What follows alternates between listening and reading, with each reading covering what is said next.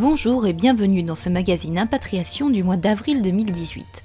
Au sommaire ce mois-ci, une enquête réalisée par Paris 21 et parrainée par Open Sky International sur la scolarité des enfants d'impatriés, le top 12 des pays dont les entreprises ont créé le plus d'emplois en France en 2017, un 10e constat que révèle l'enquête Expatriates in France Tell Us About Your Life, des chefs d'entreprise étrangers se confient sur leur parcours dans le Parisien, et enfin Bailly Déménagement propose ses services en France et à l'étranger.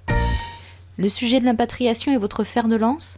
Participez à la 4e enquête réalisée par Paris21.tv et parrainée par Open Sky International, intitulée « Quelle scolarité pour les enfants d'impatriés ?»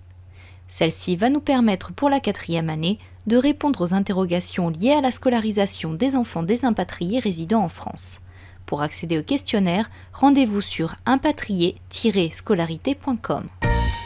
La France au top de son attractivité depuis 10 ans ? C'est ce que souligne le dernier rapport sur l'internationalisation de l'économie française, compilé par Business France, mais aussi par Bruno Le Maire.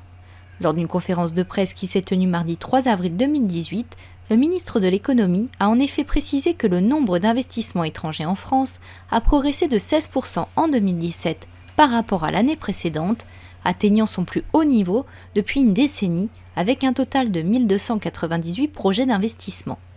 Selon Christophe Lecourtier, DG de l'Agence nationale de développement de l'export Business France interrogé par Les Échos, cette dynamique s'explique en partie par un effet Macron. Parmi les autres raisons citées, on peut notamment noter la reprise économique mondiale et le Brexit selon Business France. Parmi les entreprises qui investissent en France, le géant de l'informatique IBM, le groupe automobile suédois Volvo, le japonais Fujitsu ou encore le groupe pharmaceutique allemand Boehringer Ingelheim. Parmi le palmarès des pays investisseurs en France, dont les entreprises ont créé ou maintenu le plus d'emplois en 2017, par ordre décroissant en fonction du nombre d'emplois créés ou maintenus, on retiendra dans le top 5 le Japon avec Fujitsu et l'équipementier ASICS, la Chine, le Royaume-Uni et l'Allemagne avec notamment Lidl, la Deutsche Post DHL Group, Volkswagen, Continental ou encore Robert Bosch GmbH. Le numéro 1, les États-Unis, avec des investissements ayant progressé de 26% en 2017 grâce aux géants Amazon et General Electric. Un nouveau constat que nous révèlent les résultats de la 5e enquête parrainée par la société de banque et d'expansion Expatriates in France Tell Us About Your Life. Parmi les 3 mots de la devise de la France, les impatriés sont unanimes. Avec une majorité de 60%, liberté est selon eux le terme qui définit le plus l'Hexagone. Depuis 3 ans, l'idée que les étrangers résidant et travaillant en France se font du pays n'a ainsi pas changé. Petit changement cependant, la fraternité qui avait commencé à émerger en 2015 se renforce, passant de 23 à 30%. En revanche, l'égalité, elle, plonge, moins 10 points par rapport à 2015.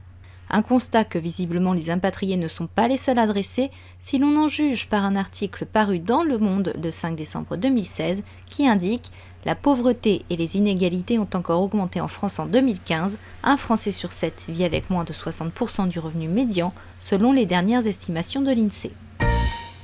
Les entrepreneurs étrangers mis à l'honneur dans Le Parisien. Une série de portraits était à découvrir dans l'édition du quotidien en date du 23 avril 2018.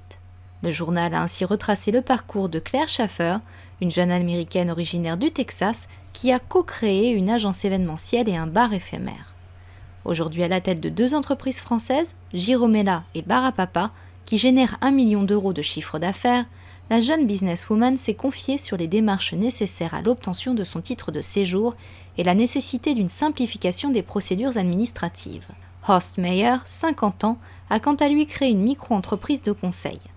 Franco-allemand depuis 2004, il vante les conseils avisés de la CCI.